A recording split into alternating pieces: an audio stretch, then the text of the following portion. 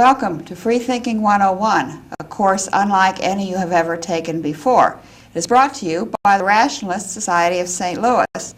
Tonight our guest is Pat Inniss. He is president of the Rationalist Society and has researched the topic of the Spanish Inquisition and is prepared to enlighten us on that topic.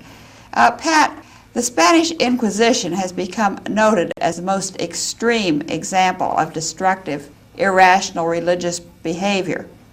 While those days are over, there is still much to learn about intolerance, bigotry, superstition, and greed by studying that period. These faults have not disappeared in the intervening centuries. In fact, in recent years, with the emergence of various forms of religious fundamentalism and similar dogmas around the world, we can now hear echoes of the Spanish Inquisition. In fact, in this century, it can be fairly confidently stated that the seeds of some modern tragedies were planted during the earlier ecclesiastical inquisitions. Pat, the term Spanish Inquisition has become almost generic in the English language to symbolize terror, oppression, and ignorance. How did it differ from other inquisitions? Well, actually, when you say Inquisition, it can mean a lot of different things, really. And I think most people, what springs to mind is ecclesiastical Inquisition, the kind of church-orchestrated persecution of people with some sort of unpopular point of view. The Spanish Inquisition really was just a part of that whole process, which was going on over a period of, you could say 1,000 years. You might say 2,000 years if you wanted to really draw some of the modern parallels, but inquisitions had been occurring sort of on an informal basis really in Europe for a number of centuries. And what the primary targets of these was really a prosecution of pagan beliefs, the vestiges of the pagan beliefs that were precursors of Christianity and in a way sort of became part of Christianity, which is sort of one of the ironic things about the Inquisition and the witch hunts and things like that, because the early church fathers tried to poo-poo the existence of Satan and the efficacy of witchcraft and things like that. But there was really sort of a groundswell of people, the grassroots, particularly in Western Europe, of people who had a long tradition in the pagan religions and belief in black magic and things like this. They eventually became the majority opinion within the church. And so in a sense, you could say that this process of religious syncretism, the combining of different ideas, these pagan ideas were actually infused into the church dogma, and actually some of the ceremonies that they had, like when they would exorcise witches and things like that, were in a way tributes to the pagan religions, because they weren't really a part of formal Christianity as it started out. Mm-hmm. So you could say that the inquisitors and the exorcists were practicing, in a sense, pagan religions themselves in their beliefs that there were demons out there to be exorcised to begin with.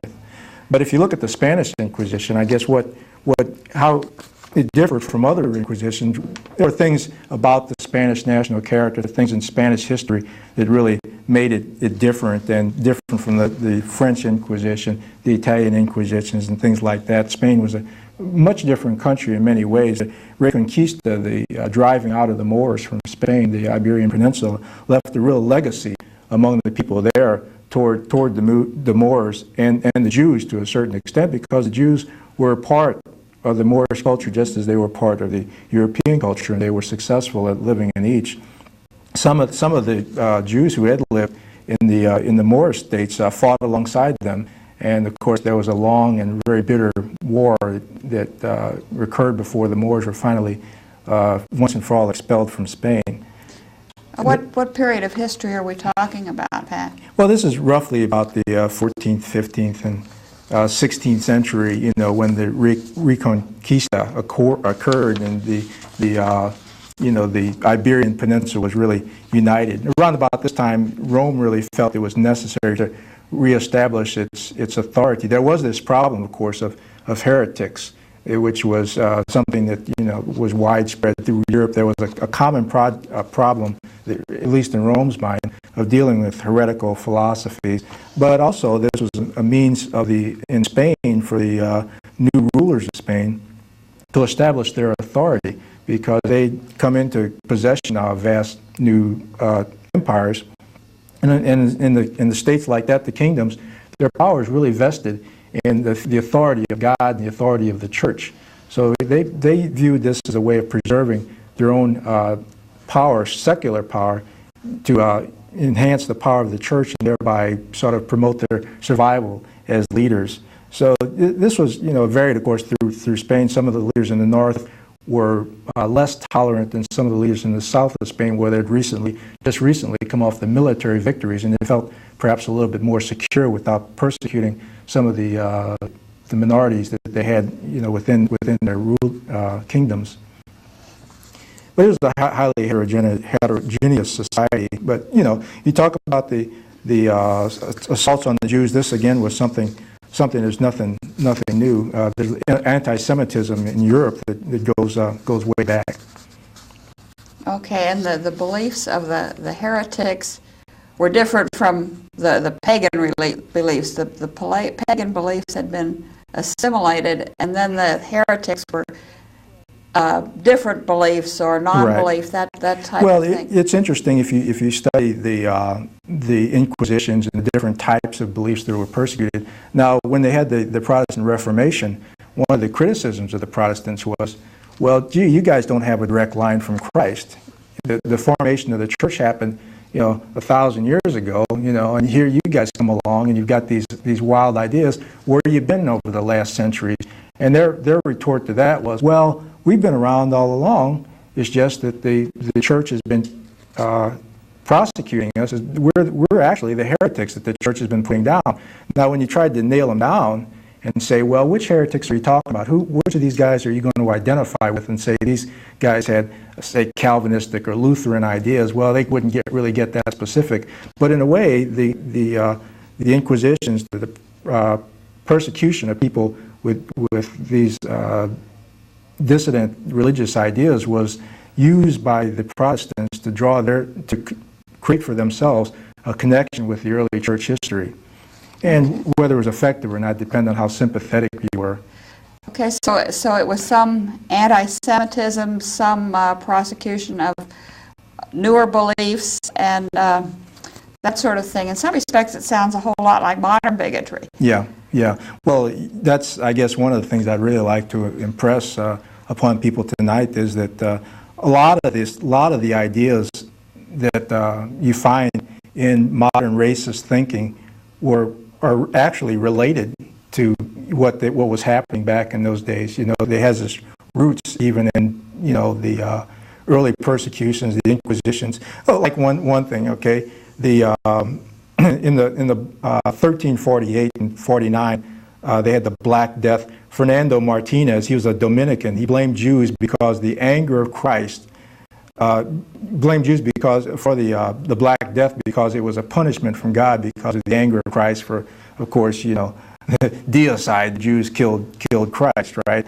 And then they also said, well, maybe it was just the way they cooked their food, or but it was directed against Jews. This is something that happened in Spain. Pope Boniface, tried to get sort of a moderating influence here, tried to get Martinez to stop the persecution of the Jews, and even had him arrested for disobedience. But what happened was when they arrested this guy and brought him in, the archbishop that had him in custody died before the trial actually took place. Now, the religiously minded people, being superstitious as is their nature, took this to be a sign. And actually what happened was this guy, Fernando Martinez, the Dominican, his charges were dismissed and he was given a high office as a reward. So it actually ended up making the situation worse. And they had rumor mongers, like there was a charge that, frequently brought up and again, that Jews kidnapped Christian children and used them to reenact the torture and crucifixion of Christ. And that parallels some things that you can read about happening even in the 20th century when there's been various hysterias about, now I guess you hear Satanists are supposedly going around kidnapping kids and using them from satanic rituals and things like this. So rumors are oh yeah, they're still around, and you're talking about the Black Death being blamed on a particular group. It sounds a whole lot like some people today say that AIDS is a punishment from God for certain behaviors. That's certainly a parallel. So what more about the anti-Semitism? Well, people really use this whole idea of the resentment against the Jews, following the Reconquista, and not just in Spain, but throughout Europe. They had traveling inquisitors. Actually, at one point, they would go about freelance inquisitors, I think you might call them, in the 13th century. They had some German ones. They were some of the more interesting ones. They had a guy named Conrad Dorso and John the One-Eyed, and Conrad of Marbury. So they sounded like guys you wouldn't want to meet. They sound like maybe good names for professional wrestlers to me, Conrad Dorso and John the One-Eyed. But this gives you an idea of the level of professionalism. But one of the things that happened in the Spanish Inquisition was what they did was they sort of took all this energy that was out there to persecute people, this negative energy, and channeled it into disciplined negative energy, and they created this, they refer to as the Holy Office, which is sort of a formalized way of conducting the Inquisition, and they established rules of evidence and way to conduct testimonies and investigations, and the ends were just as nefarious, but they gave the whole thing they plastered it all over and made it look very legitimate, I guess you could say. And the Holy Office, of course, became rather something of a money-making venture because, quite often when you look under these types of things, you can see money changing hands, and underneath the prejudice often lies some type of economic motivation, a reward that might be available to you. The Holy Office conducted its business or maintained itself by the confiscation of property from people that were convicted of. Okay, so you were better off finding a rich heretic than a poor heretic. Poor people didn't very often come up, yes. So this was all very formalized and systematized. Yeah, you can study the history, but actually what happened now, getting back to the aspect of the anti-Semitism, it sort of evolved slowly from a situation where they would look for people they wouldn't necessarily prosecute Jews per se. Their real targets were people that were what they called new Christians that had been converted to Jews and then were accused of reconverting to Judaism. In other words, Jews converted to Christianity and then were accused of converting back to Judaism again. Yeah. Well, is this generally what happened? Well, this is the typical type of person that was brought to trial in the Spanish Inquisition. People were there was a lot of really there are good reasons why a person would want to convert to a Christian. If you were a Jew, why you would at least want to make people think that you were a Christian. It was Jews were denied rights to hold office. They were forbidden to shave or ride horses. They couldn't become doctors and innkeepers, those type of professions. They couldn't marry or have sex with a Christian.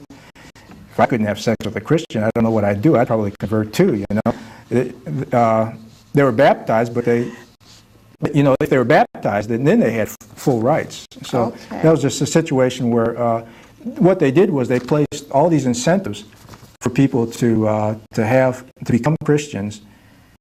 And then if you didn't when you did become a Christian, they placed a lot of incentives for you not to, because what happened then, once you were a Christian, of course, you became within the jurisdiction of the ecclesiastic courts. Now, in certain rare exceptions, Jews themselves could come before the Inquisition if they were accused of blaspheming or having sex with a Christian or a few other instances. But usually what they did was they encouraged people through these very profound forms of discrimination to become Christians, and then they watched them like hawks to make sure that they didn't revert. Okay, was this successful? I mean, you can visualize someone giving lip service to Christianity just to get the goodies. But you know, if they didn't change internally, it wouldn't seem to be very successful. Yeah, well, you know, sort of like one of those things. You can take the boy out of the country, but can you take the country out of the boy? And a lot of Jews did convert to Christianity to get around the discrimination. And although it was not official policy, some of them apparently were forced to convert to Christianity. But there were a lot of what they called they call them in Spanish conversos or Marranos. Now the term Marranos came from, well, it's a little confusing. It's either a corruption of the Hebrew word Marantha, which means the Lord is coming, or the Spanish word for swine. So take your pick. But in any case, even the people that converted weren't really thought very highly of. The Jews called the people that were converted anusim. So that gives you, which means forced ones. So that sort of tells you what their opinion of the whole affair was. You would think they'd have a very high opinion of the ones who left the ship, so to speak. Yeah, well, I think they understood that the pressure that they were under. But what happened here was a lot of, the Jews that were converted, oftentimes there were people that were in positions in society and in commerce, the business world, in the academic world, that couldn't really afford to put up with the type of discrimination. They couldn't really do their thing. In the Spanish world, a lot of them did leave Spain. There was, you know, a lot of migration, but the people that lived there couldn't afford to, they really couldn't be themselves, express themselves or achieve anything under those conditions. So they did convert. And then they were also oftentimes very successful as conversos. They achieved important posts in government and in business, but they were under constant scrutiny and always very highly suspect of falling backsliding back into Judaism. A lot of them did, of course, because, as you might imagine, a lot of them converted, I think as you alluded to earlier, only because as a matter of convenience. So some of the charges against the new Christians that were brought were probably true. These people were actually closet Jews, and since they had converted to Christianity, they could be then persecuted and even executed simply for being a Jew. So it's kind of strange and very sad that happened, but they were caught in a trap that they really couldn't escape from in a way. But what happened is eventually, though, the problem with the conversos was that as they did convert and as they did more successfully become integrated into the Christian mainline community, they still incurred the discrimination or the resentment of the old Christians. So here you had a situation where even converting to Christianity wasn't enough. And here's where the whole problem starts to take on a tone of really more what we see as racism or the modern ethnic discrimination, because now it wasn't a matter of whether you were a Christian or a Jew, religious discrimination, and it's sort of the ethnic. Now they sort of stripped away the religious part of it and became really ethnic discrimination. It became, were you a new Jew or an old Jew? In one case, or a new Christian or an old Christian. Right. That's what I tended to say. Well, it seems very similar to the type of anti-Semitism practiced by the Nazis in Germany, was just like that practiced by the early church and this the Spaniards here. Yeah. So that's kind of what you meant when you said the seeds of some of the tragedies of the 20th century were planted during the Spanish Inquisition. Yes, most definitely. Because when you go back and study some of the things that they did, you see the parallels are really very striking. For instance, we were saying that it wasn't really important, whether you were Christian or Jewish, but whether what your parents were, whether you were a new Christian or an old Christian. And then they started really keeping track of that. and actually saying, well, you know, they had people, they would designate you as a half new Christian, a quarter new Christian, an eighth new. That sounds kind of familiar. I mean, and yeah, well, we had talked about Nazi Germany and how they would define a Jew by the number of parents or grandparents who were Jewish, and many of the Jews assimilated very well into the culture of Germany at the time. So you're saying that it was very similar to what happened back here. Yeah, yeah, and then again, you can look through and see the other parallels. The whole concept of racial purity, probably one of its earliest manifestations here was in Spain, where the people that were descended from the what happened was the old Christians claimed to be descended from Christian Visigoths, and they viewed the Jews and the Moors as really inferior races. Here again, we see the concept of racism. They had a tribunal in, pardon me, in Toledo, which issued 5,000 certificates of pure blood. This was a church tribunal, and the church took a very strong interest here in promoting this early form of racism. The Spanish even coined some terms which have carried over to us now. The term limpieza de sangre, which is pure blood, clean blood, literally. But and then they talk about sangre azul, which is blue blood, which referred to the fact that the people with fairer complexion, you had the translucent skin, and the vein appeared blue. So this is their way of distinguishing between people that were of the more Nordic ancestry from the Jews and Moors who inhabited dominated the Iberian Peninsula previously. And then, of course, one of the church councils, the Fourth Lateran Council, commanded Jews to wear distinctive clothing. Once again, you see a parallel to Nazi Germany. And these things really didn't disappear back in the end when the Spanish Inquisition in its heyday ended in the 16th century. A lot of these laws were really on the books right up and into the mid-19th century. And so, we've had laws right here in this country defining, I think, any amount of blood. Any black ancestor would define a person as black, or I think we've had those till very, very recently. Yeah. Yeah, so that's where... Same kind of thing as this definition. I always wondered where the term blue blood came from. Well, that's why you can sort of, when you start to study these things, you can see how it all fits together. One other thing I forgot to mention was that there was widespread destruction of Arabic literature in some parts of Spain during that time. The people were commanded to take all their Arabic literature and bring it out and have it destroyed in great piles.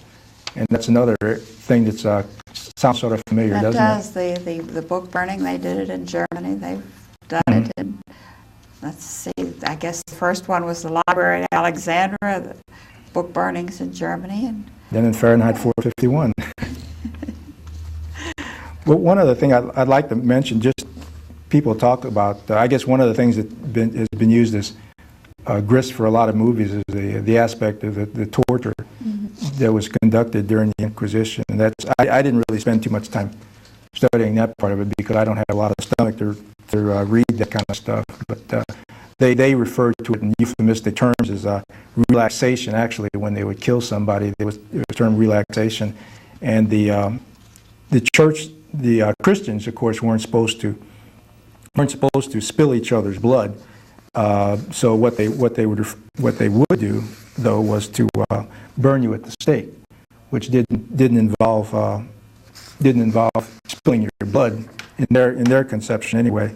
Now, unfortunately I can't find the reference right now, but there was a passage in the Bible that refers to burning people as if they were twigs, and that's really what spurred them to use that particular method of execution. But there was one particularly sad case I wrote about where a woman was tortured for merely changing her linen on Saturday and refusing to eat pork. And this was, made her a suspected Judaizer, as they called them, and she was brought before the Inquisition and tortured until she finally said the things that they wanted to say. Now, of course, they had the rule on the books that you couldn't torture a person more than once, but what they would do is if you passed out or if they didn't get what they wanted, they called it suspend the torture. Then they'd come back and torture you a little bit more. So it was continuous rather than intermittent. Yes, they would tie the person's hands behind their backs and suspend them from the ceiling by the arms. They were tie a rope onto their wrist and pull them up to the ceiling. That was the first method of torture that they employed. And well, I don't think you want to hear the rest. No, I was kind of glad you didn't get into that much about the torture, because it's really, I think, the ideas behind these things that has the implications for modern society and the things that we can learn from. And I think you've done very well in digging out those underlying causes, and I certainly want to thank you for being with us. And I want our viewers to share their ideas. If they have any comments or questions, they can write to us at the Rationalist Society of St. Louis, Box 2931, St. Louis, Missouri 63130. Or we also have a voicemail box. The number is area code 314-298-6649, and we'd be delighted to hear from you on any comments or questions or ideas that you'd like to see for future shows. Thank you, Barbara. Yeah, it was pretty good.